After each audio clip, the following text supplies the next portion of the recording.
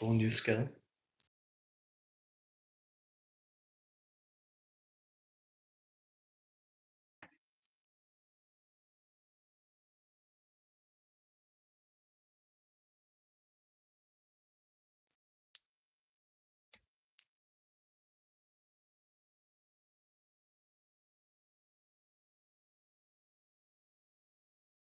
Are we just waiting a little bit longer for maybe Marion to join? Or okay.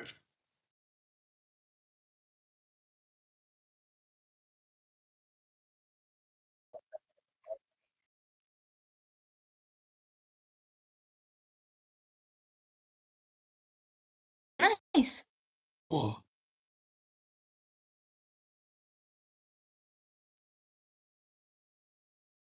Sounds cool. Who contacted him for it? You did? Nice. That's cool. I don't know. I don't really have any professors if it would be up for it. We'll see.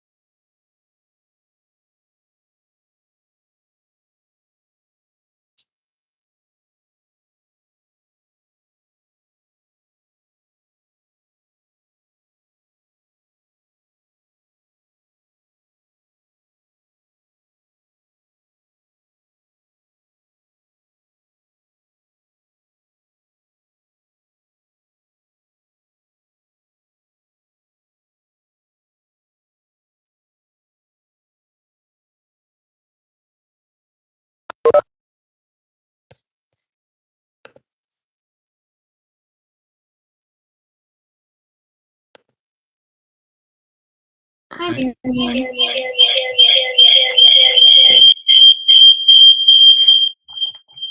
Some echo just went on. Was that me? Can you hear me? I think so. Maybe.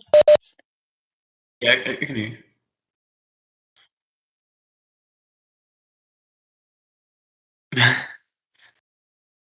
Maybe. Um, maybe that was a one-time Hello? thing. Wait, can you guys Yeah, we hear can. me? Yeah, we Yeah. can hear you. Oh, okay, sorry. I couldn't tell my AirPods are connected or not. Sorry, yeah, I was running late with lab, but I'm here, and so I don't know if Allison, you would like to get started. Yeah. Can you guys hear me? Yeah. All right. I'm trying to share my screen right about now.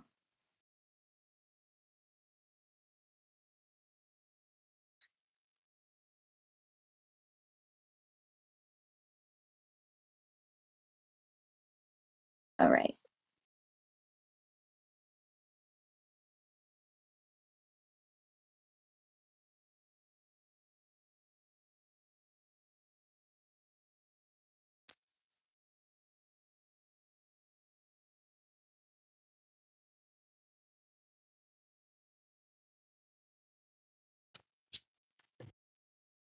I don't know why it's slow to load on my screen. It shows up.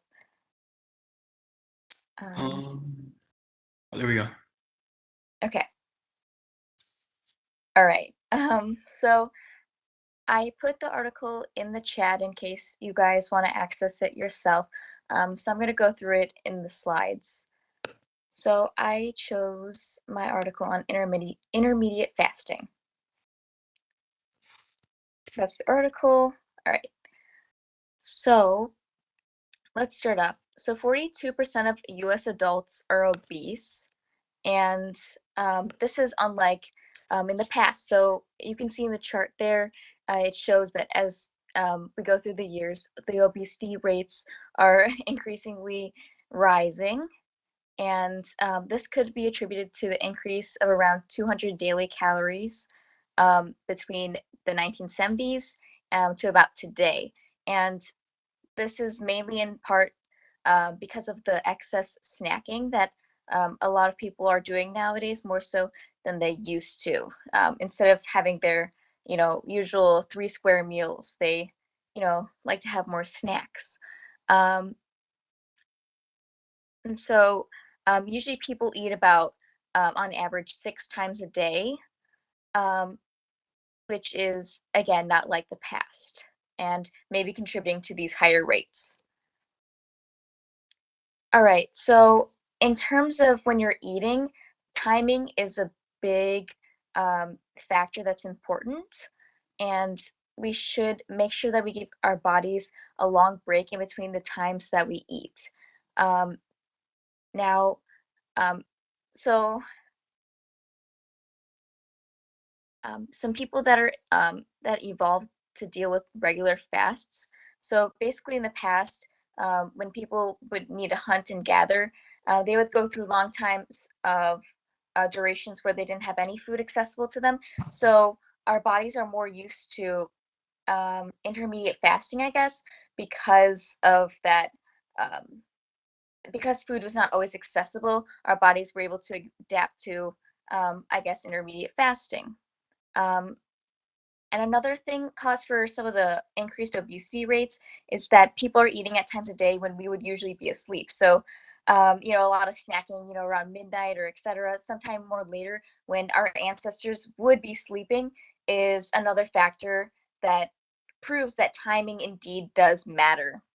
And so the chart on the side shows that people usually eat for more than 12 hours every day, which and on average, people eat about for 15 hours um, uh, within a 15-hour window of period. Let me preface that they don't eat continuously for 12 hours a day or 15 hours a day, but between that window, so is when they are eating, they're consuming their calories.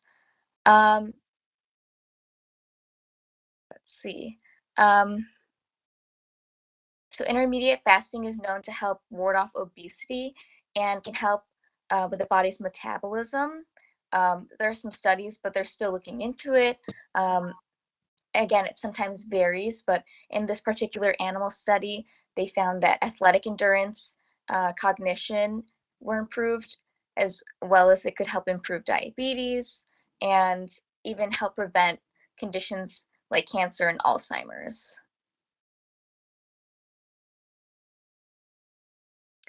All right, so there's a few types of intermediate fasting that people can try and adopt. So one of them is complete alternate day fasting.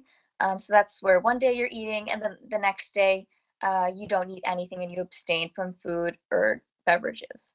Another type is modified fasting regimen, where it's a 5-2 diet, where 2 days you will not eat anything, or you'll have a severe energy restriction of what food you can consume, and then the other 5 days it's free range of what you can consume. Another one is time restricted feeding, so that's when you can have a specific time window of when you're eating. Um, this one's more commonly practiced, I guess. And then some other ones are some more religious fasting um, as well.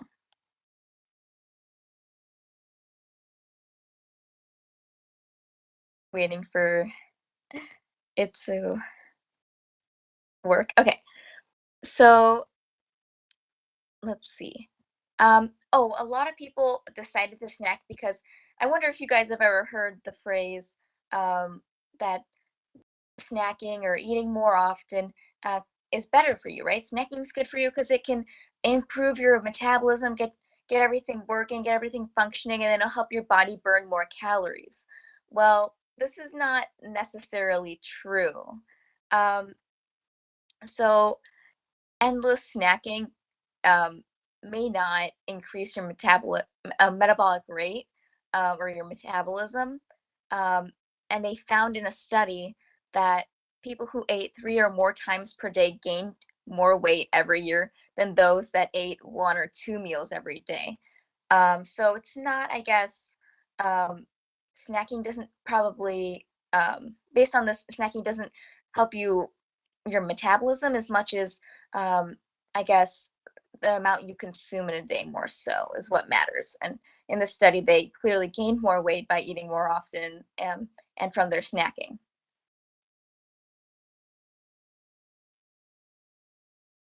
All right.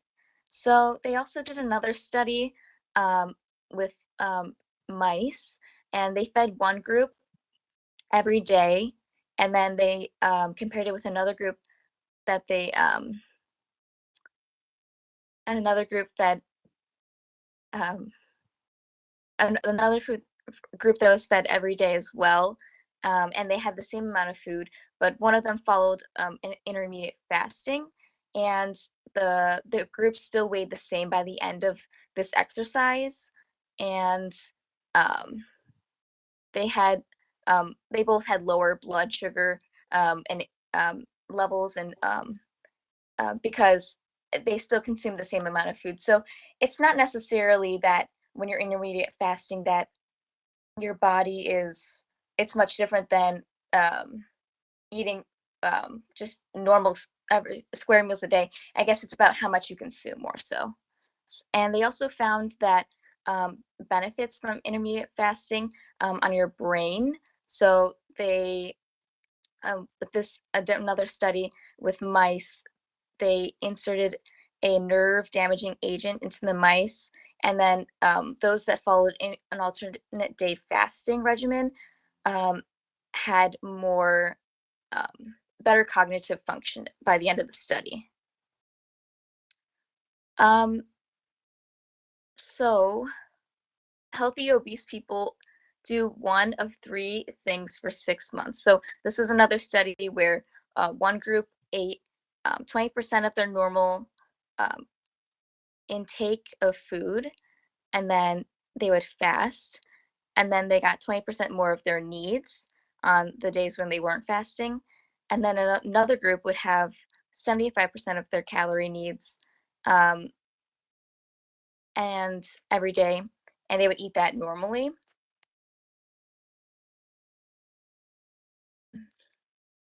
Waiting for the screen to load. Um, okay, did that work? Okay. So they found no difference between the two groups, and they lost about the same amount of weight, and um, and they still had the same health benefits of decreased diabetes risk and whatnot. Um, so now, I'm sorry, I apologize for it being so small print. Um, so in terms of the different diets you can follow, I guess, so intermediate fasting versus just restricting your calories, they find that it's easier for people to stick with um, uh, periodic fasting rather than um, interval fasting more so rather than every other day fasting. That's hard. That's a little bit harder for people to keep up with, but both have the same end result is what they found. Um, and they also found that um, when they ate at times when they were sleeping, they had an increased blood pressure and level of blood sugar in a study with mice as well. So, proving that it's more beneficial to not eat during those later time hours when we're supposed to be sleeping, or when at least our ancestors were sleeping. Um, all right. bear with me on the slide. Okay, there we go. So here's some benefits found from the animal studies. So we see that there's a lower blood cholesterol, there's lower blood sugar, we have lower body weight, so we lose more weight, we lose more fat, and our inflammation goes down. Um, when people take part in, or at least in the study of mice, when they were took part in time restricted eating, and then their energy increased and their endurance increased. And then in a study of flies, they had increased sleep and cardiac function. So these are all some benefits of time restricted eating found in mice, and a few positives found in some insects. So time restricted eaters are able to metabolize incoming calories. That's way better for their body. And I want to point out that limiting their eating to 8 to 12-hour window is what they did for this particular study. So that 8 to 12-hour window was still effective at providing these benefits.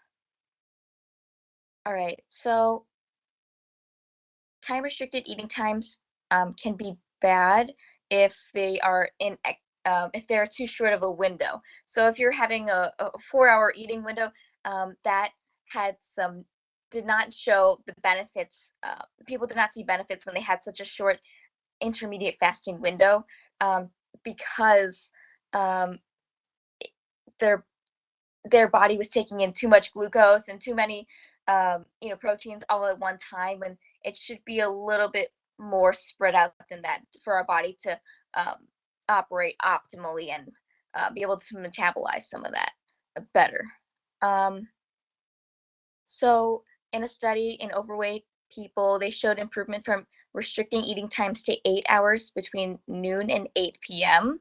And they were able to lose weight. And they showed that when they consumed food too late, that their insulin levels rose. And so again, late night eating was not effective in that study. It was more beneficial to have that time window more in a portion of the day when we're more active. But in the end, they still lost weight by restricting their time window for 8 hours. So now here's just a quick comparison between two different eating strategies. So someone that eats breakfast and has their last meal around 4 p.m. and eats a more protein-rich meal and eats between in the interval of 12 to 16 hours a day, it was able to, as you can see, maintain a more steady weight and not be as obese as the person in the other trial, where they skipped breakfast and ate later at night and did not take that high protein diet. So just a quick comparison. I don't think there's anything too surprising about that. So our body's able to process food best during the day because, again, that's when our ancestors would normally eat. Our pancreas is able to work better at those times during the day, and this kind of makes sense because it goes back to our daily circadian rhythm, where when we're sleeping, our body needs time to repair things, just like as our cells and our brain need time to rest and do some work while we're sleeping. So does our, that's why it's important not to eat so late, because our body also needs that time to help take a break from eating and finish up some things, metabolize the food left over from the day before. So again, that our circadian rhythm is connected to the times that we eat, and it's influenced by that. So they recommend avoid eating an hour or two after you wake and 3 hours before you go to bed, just as a general rule of thumb, and that can help people maintain a good regimen in terms of their eating habits. And they also recommend restricting their eating to an 8-hour window, as that was seen in the other study, to have some positive effects on your health. And maybe if you're looking for a weight loss remedy, that's also very effective. Overweight people said that they're willing to restrict their eating from 10 to 11 hours. because they reported better sleep and feeling more energetic. All right, so regular fasting for more than 12 hours every day is good for people over the long haul. And they found that glucose tolerance was improved in rats, and um, people are able to, um, yeah, so that's what they said for that study. Um, and they also said that there's some potential risks for um, I guess, sometimes if you overnight fast for more than 14 hours, you double your risk of hospitalization. So you can't go too long fasting because that can increase your ketones. And in this slide, uh, ketones, the longer you fast, the higher your ketones rise. So overnight, you can see your ketones are a little bit higher up. So if you go to the doctor and you're going to get a blood test, you might test mildly higher for ketones than if you had not fasted. And that's normal because the longer you go fasting or without eating, your ketones rise. It's just important to not go too long. Otherwise, there can be issues with that, such as ketoacidosis, or you could potentially be starving yourself at that point. So these intervals of fasting need to be moderated and put into moderation. Um, they said that slightly elevated ketone levels can help boost brain function, but it's important to keep that in checks to make sure that you're not increasing your ketones too much. This ketones can also help with Alzheimer's. And so 8 weeks of a 16-hour nightly fast was able to help improve endurance when they consumed a ketone drink. This is more about ketones, more so, less about intermediate fasting. So what type of fasting is best? So long nightly fasts are best, or fasting every other day. Both are equally effective. It's just what's more sustainable, as they said before. It's more sustainable to do intervals of fasting rather than every other day fasts. Um, and then here's some more benefits. So benefits of time restricted eating or intermediate fasting. There's some brain benefits. So reduced um, radical levels. It helps your brain, improves your sleep, and as well as your motor coordination. Helps counteract fatty liver and maintains gut integrity. Blocks white adipose cell hypertrophy. So it lowers inflammation. It prevents brown adipose cell whitening. Um, Also reduces heart aging, so helps preserve your cardiac contractility, and preserves muscle fitness, improves endurance. So there's some benefits that they found. All right, so on to some discussion questions. So the study mentioned how there are almost 3 times the number of obese adults than in the 1970s and earlier. This was attributed to adults eating about 20% more of their daily calories, snacking and eating on average 6 times a day instead of eating the traditional 3 square meals. Do you think there are other reasons for the increase in the obesity rates?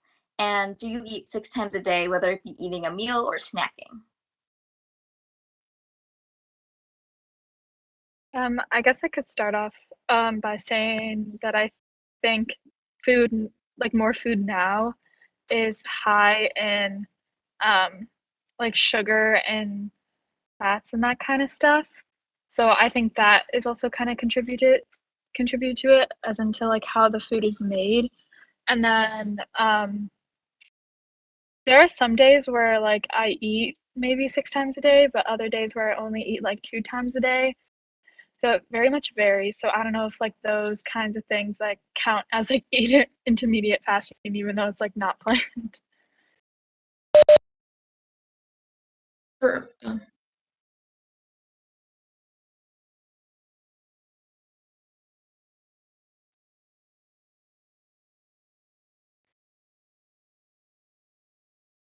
Mhm.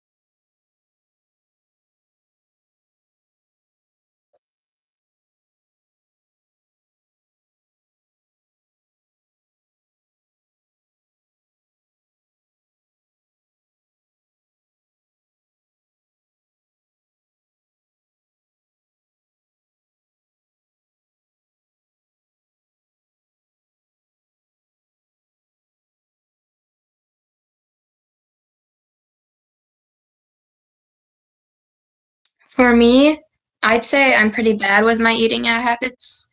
I think I only have one real meal a day, and the rest is just a bunch of snacking.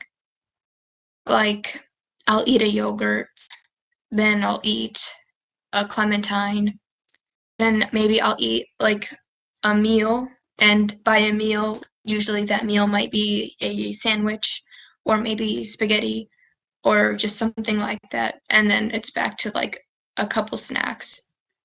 So, like, I'm pretty sure like 90% of what I eat is just snacks with one meal a day, basically.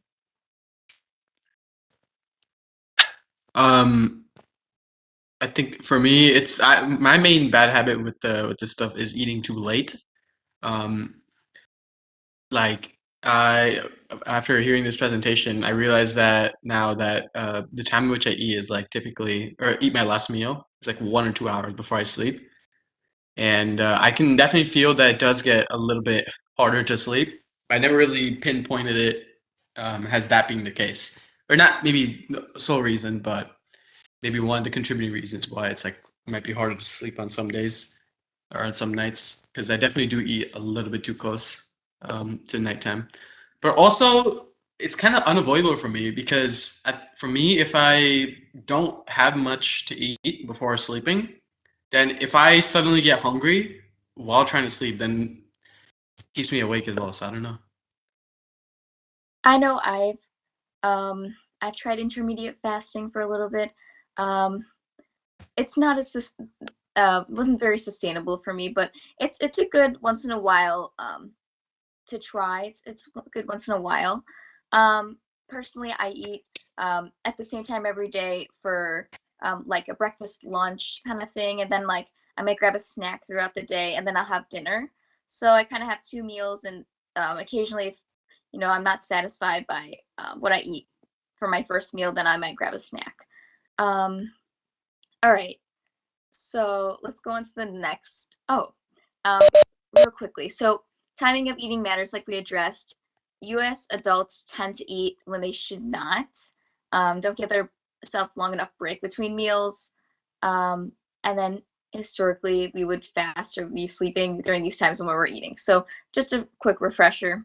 On to the next set of questions.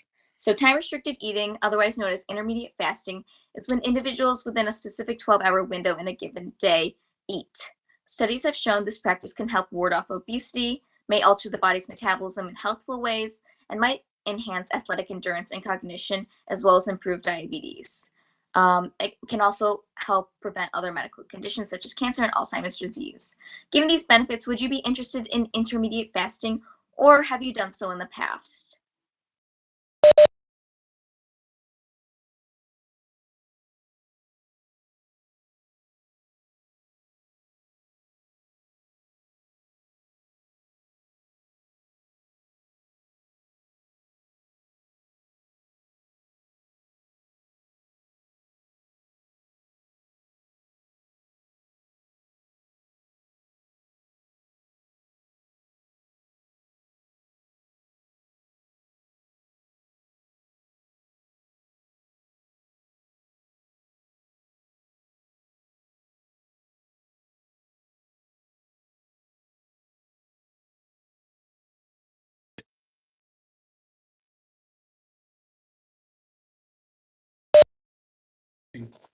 Yeah, I think I'd be interested in looking in trying out intermittent fasting for maybe not the whole week, but definitely a few days. My main reason for it would be um, I'm trying to get stronger for like calisthenics. I do a lot of calisthenic workouts, and I don't know, my gains have kind of been slowing down a little bit. I think it might have to do with just how I eat. Um, so I think that's one of the reasons why I want to try it. The athletic endurance part kind of fascinated me a little bit. I will say, based on my experience, um, I think the hardest part is just getting into intermediate fasting. So the hardest part is like starting off because going back to what we were talking about ghrelin, it is harder because you're not used to not eating during those times. But once you get used to the intervals that you are eating, after like a week or so, you're able to get used to it, and it's you don't really feel those hunger pains, I guess. Yeah. I know for me, like trying this intermediate fasting would probably be hard because when I first wake up, I do eat something. So that would be definitely different, having to wait like an hour or two before I eat breakfast. And then also, I work like late nights at work and I get off around 8. And that's when I usually like eat something because I don't exactly have like a lunch break. So I feel like it may be just more hard trying to fit it into my schedule rather than like preference.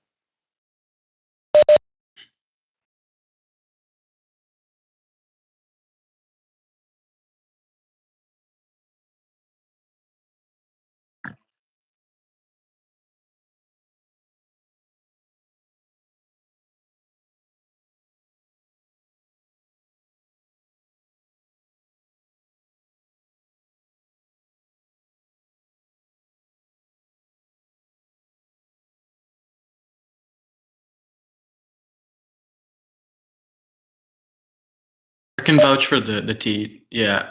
I've I don't drink tea at a specific time, but when I do, sometimes in the morning I'll just be like, it's tea time instantly, and I'll drink it. Yeah, I kind of feel the same way. It feels like a little bit less hunger throughout the morning, a bit more focus.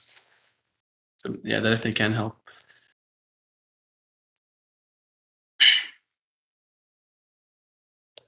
All right, so if you were to intermediate fast, which of the following regimens would you like to try? If you have practiced intermediate fasting, which regimen have you tried already, and would you be interested in trying a different one?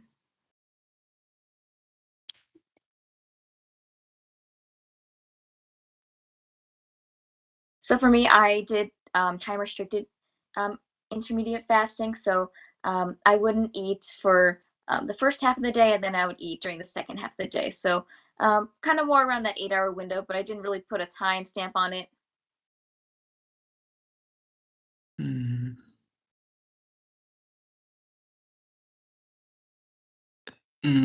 I think the time restricted feeding would work best for me as well, but the modified fasting one does look interesting.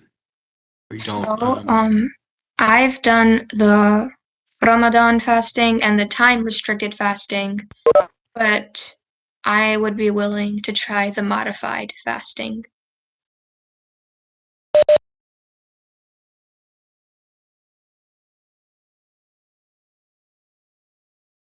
Hmm.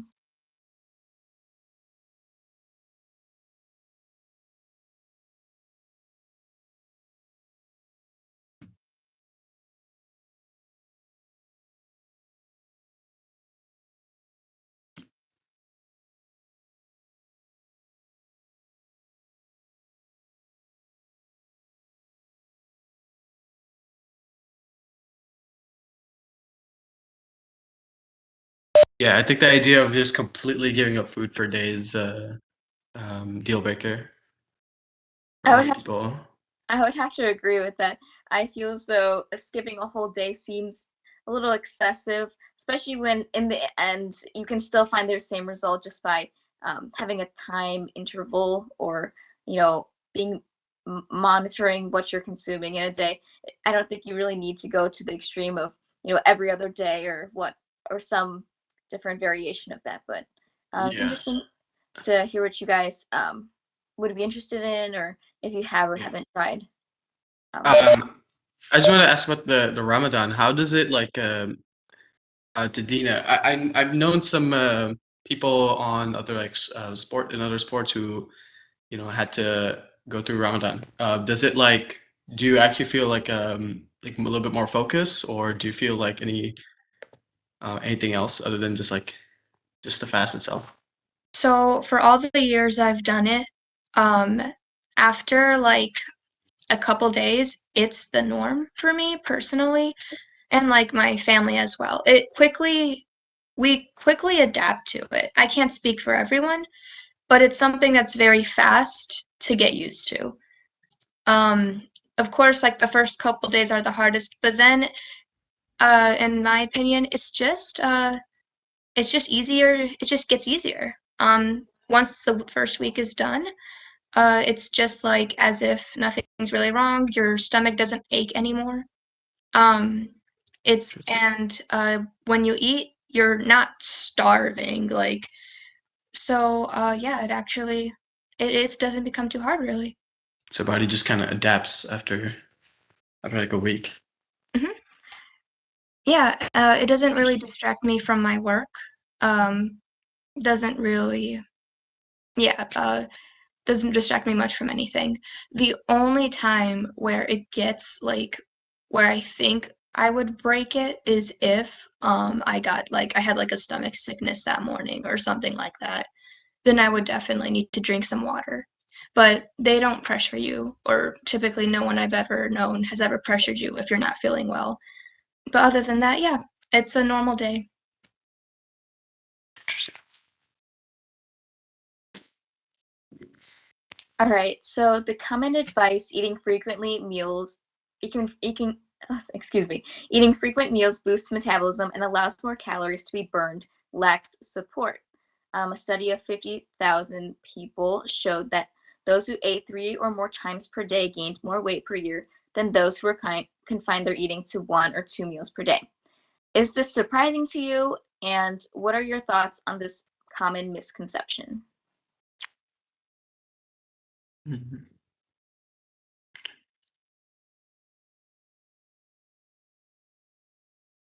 I think it lacks support. I remember ever since like I was in elementary school or no, middle school, the biggest thing that I was told in my health class since middle school is the number one thing for weight gain is just how frequent you are eating. They always emphasize that people just keep eating very frequently. It doesn't matter the amount. How often are you putting something in your mouth, right? So they said just don't eat as frequent. You know, they didn't mention anything about size, how much of the meal. They just said don't eat frequently. And of course, I failed at that because all I do is snack. But basically, that was like the biggest thing I remember for my health. Don't eat like 6 times a day. Doesn't matter if it's a yogurt or anything. Yeah. I used My to do my like, oh, I was just gonna quickly say that I used to do like after school care or something in elementary school because my parents like couldn't pick me up like right after school. But I remember like our counselors would like give us a snack after school. So it was like you had breakfast and then you had lunch and then you had a snack and then you went home and like had your meal. So I think that is what made me kind of into snacking after school and doing that kind of stuff which made me like eat more times in a day. So I wonder if like the eating more frequent was like a thing around that time because they're like, oh, we should give these kids snacks. Actually, that's interesting because I think it evolved. I think our brain just kind of adapts to different like places. I guess I don't know. This is how I always thought of it. Um, Whenever it's like a certain time in the day and I'm in a certain place, and this happened especially during elementary school for me. I always think, okay, now it's time to eat. Like even if I don't know, I didn't really think about fasting and stuff then, or restricting my diet then because if a certain time came, I'm like, okay, it's eating time. I think when there used to be half days in elementary school, um, even if like the day was cut in half, I'm like at 11, right? Or it's like 11 a.m. Um, if I'm in a certain place, like maybe I get out of math and go back to homeroom, right? Then my mind will be like, okay, it's lunchtime, and like I'll suddenly get hungry. So I don't know. This misconception actually never really got to me. My mom always used to reprimand me for eating too much late into the night. So no.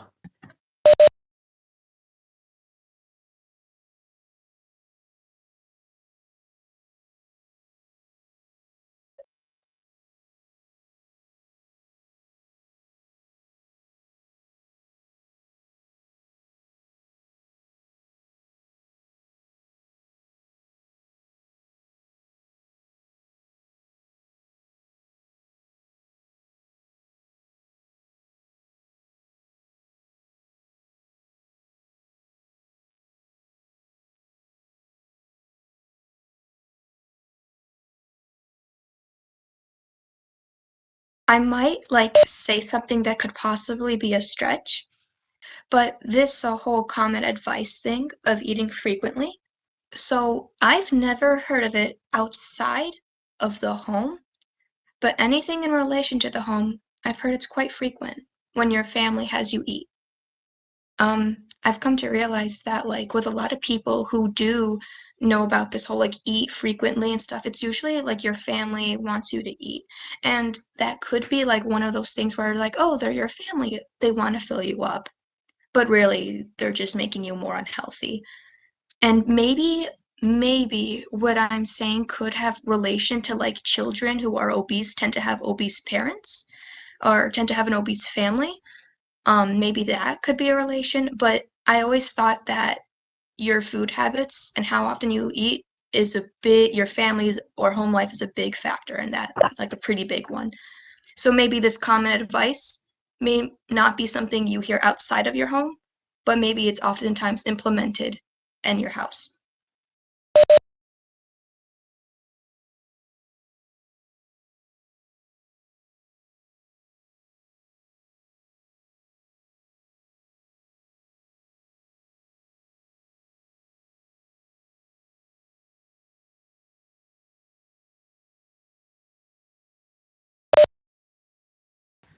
It Yeah. might be a generational thing too, though, because I have heard several folks say eating several small meals over the course of the day is better for your metabolism than eating three meals.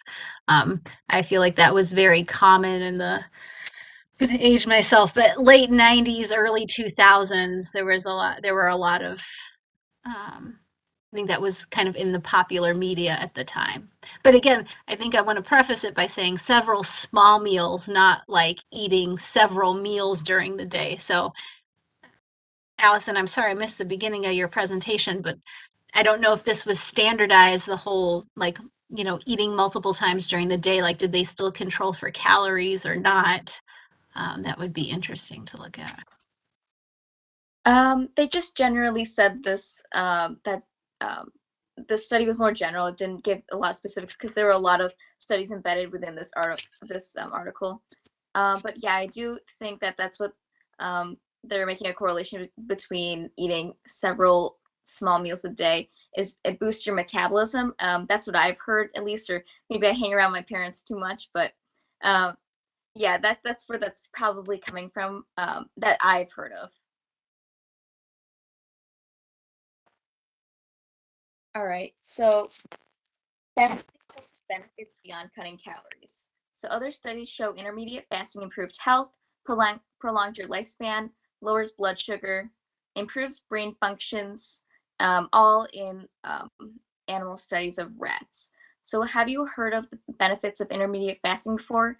If not, do these benefits change your perspective on intermediate fasting?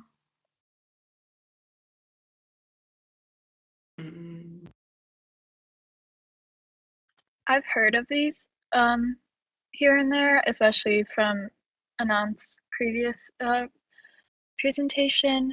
And I've always had the perspective that intermediate fasting, like, it has benefits, but my dad did it for a little bit of time, and he was just like more irritable. So I don't know if that has to do with like how it also kind of may affect your behavior, but maybe that's just how it is, like within the first week, just trying to get used to it. But yeah, I don't know. I I keep on hearing about it and I would like to try it. It's just like I get really hungry sometimes, and I don't know, I don't want to get angry at people.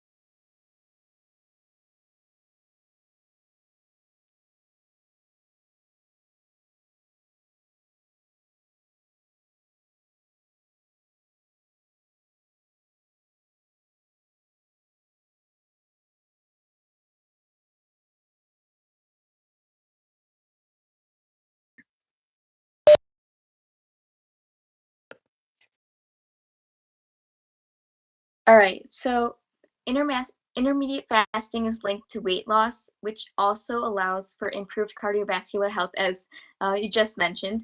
Weight loss and improved cardiovascular health can be achieved without intermediate fasting. However, fasting is one strategy to achieve this health goal. So, how might intermediate fasting differ from other diets? Or do you think they have the same results?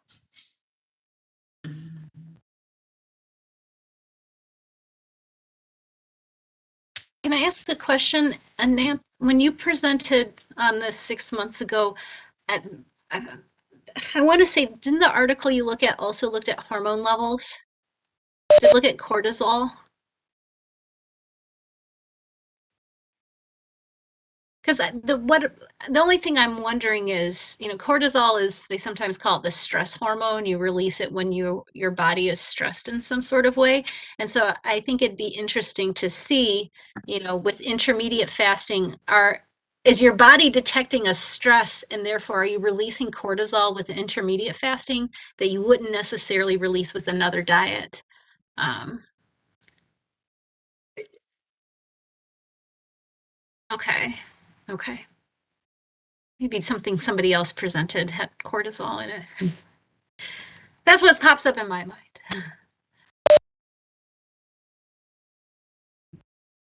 And for this question, I don't know. It does bring up a good point that it isn't the only way. I've known people who can eat pretty much whatever they want anytime, and they still stay, um, relative, like not just because like skinny, but also healthy enough. But I don't know if it's depending on what they eat exactly or whatnot. But yeah, I'm not sure.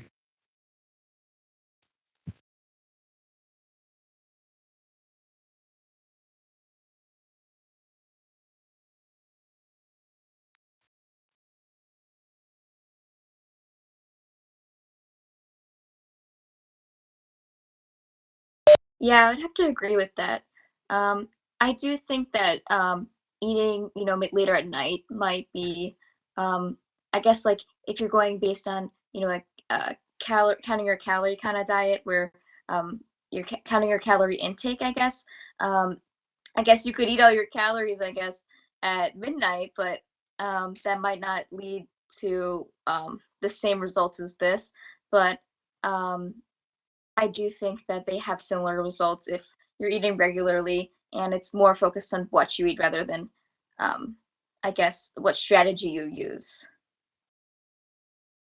Yeah, I've heard of this thing called like a carnivore diet, where people eat like pretty much only meat. But I don't know if that has, how different that is compared to, because I know like the white coat of America might say, plant-based all the way. But I heard some people stressing the importance of like eating meat. Can I mention something that I found surprising when I saw your presentation? Mhm. When I was looking through it, I found a graph of the rise in obesity rates, right? And Mhm. I'm not surprised at all by the drastic rise of obesity. But what did surprise me was the difference between like how obese. Like maybe I can try sharing or maybe you can find the graph on your PDF. But the obesity rates on the rise in the U.S. Um, so yes, that one. Uh, I was comparing, let's see, the overweight men and the obese men, those are in bold, while the overweight women and obese women are the light lines. And what shocked me the most was how over the timeline, overweight men versus obese men has come so close. They are so like they used to be the furthest apart, or aside from the severe lines, overweight men and obesity men were the furthest apart. But now they are the closest together in range. And while the women are as of now are pretty far apart. But I don't know, like it just shocks me, right? And this doesn't say, oh, men are healthier. Of course not. That just says that men are becoming more obese. You know, there used to be way more overweight men than obese, but now that line of overweight men hasn't really changed much. Didn't really change much, but there was a pretty big one for obese to the point where now they used to be furthest apart and now they're almost so close. I just found that the most shocking. Like, that's how much obesity got bigger. And it's probably because, you know, those overweight men are just turning into getting into the obese category more. So that's leading to that. Yeah, I was thinking about them transitioning. Um, all right.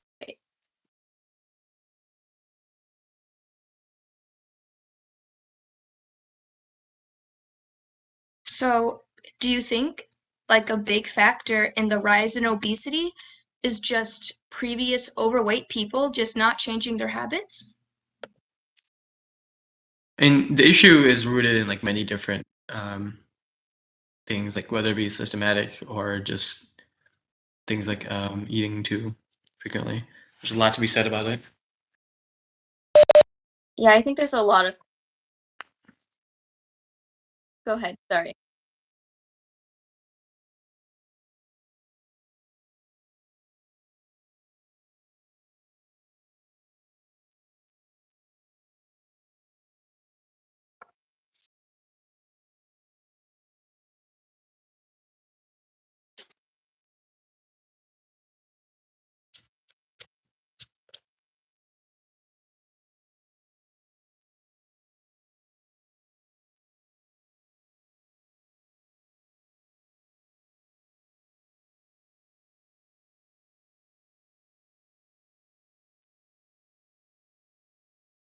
Yeah, infrastructure definitely has something to do with it. I know in Europe, biking is a huge thing in Europe, getting to places via bike. Yeah, I wouldn't feel safe biking to a location Not here. other than like the park. Nah. Yeah. All right. I have another question for you guys. So, in the intermediate fasting versus calorie cutting study, both groups lost the same amount of weight and had similar blood levels of cholesterol and insulin at the end of 6 months. The intermediate group had slightly more dropouts than the calorie cutting group. This showed traditional calorie restriction and intermediate fasting had the same benefits. However, intermediate fasting is harder to sustain. If you said you would be interested in intermediate fasting, would you be interested in a calorie cutting diet since it offers the same or similar benefits provided by intermediate fasting?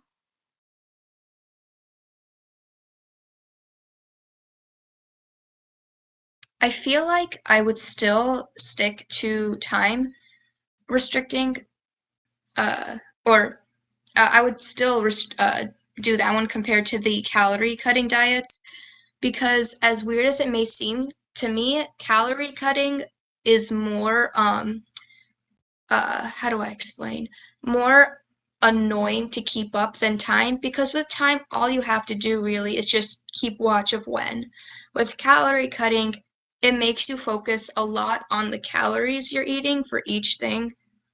And I just feel like that might be a bit more, uh, I don't know, kind of straining on the mind than just simply timing yourself. Yeah, I feel like one problem with calorie restriction diets or whatnot is that sometimes they focus more on calories and not based on what we're saying, like, or more of the types of food that you're eating. So, you know, you could eat all junk food and still fulfill that requirement. Whereas I think when you do that diet, you're more in the mindset where you're like, as long as I eat the number of calories, more so if you're doing an intermediate fasting or an interval fasting, you can still you don't feel as restricted more so, and you'll just I feel like you'll go about your day eating foods that or meals that you would usually eat. I will say, having been someone who has done both, I actually prefer calorie cutting to intermediate fasting for a couple of reasons. With the intermediate fasting, I don't know, maybe it's a mindset, but it's always like, oh, I have to make up for the fact that I didn't eat for all these hours. And so I actually made poorer decisions with food than when I did calorie cutting, because with calorie cutting, what I tried to do was maximize the amount of food I could eat per calorie. So I ended up making smarter decisions because I would choose things like vegetables, which are low in calorie, but I could eat more of them because then it would like make me full. So I actually had the opposite experience in trying both.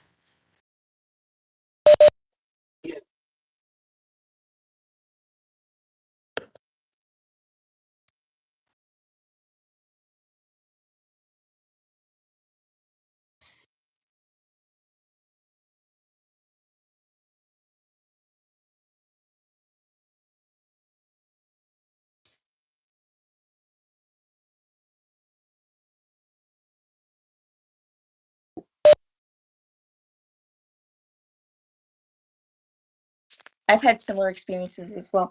I do prefer calorie counting, I guess you could call it, more than intermediate fasting as well, just because I feel like it's harder to get into intermediate fasting, and it is a mindset thing, like you mentioned.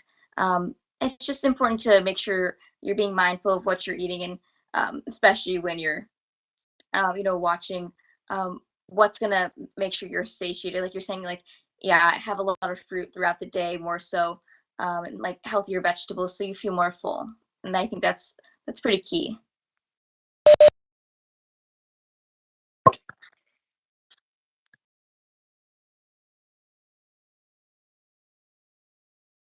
Not literally, but more so just being more mindful of what I'm eating. I'm not gonna count it to like one to it's every calorie, whatever. But I think that would kind of drive me mad. But yeah. I actually do the calorie counting. I use MyFitnessPal. Hi, Marion. Which I think makes it easier because a lot of the foods are already in there. By, oh, I ate a small peach versus a large peach, or like here's a package of something that has a barcode. So it has made calorie counting much easier. I don't want to keep you guys. I have a bunch more questions, but I hope you enjoyed my presentation, and hopefully you learned something. Yeah, for sure.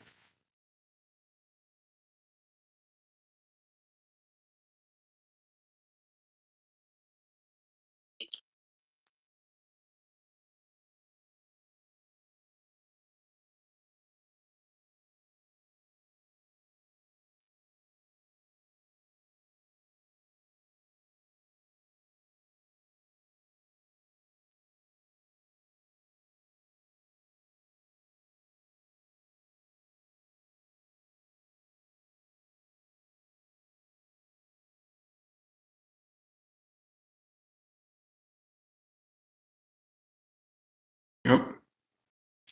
See you then. Have a good one, everybody. Good. Have a good spring break, everybody. Thank you for the presentation. Yeah, thank you. Thank you. All right, see you later.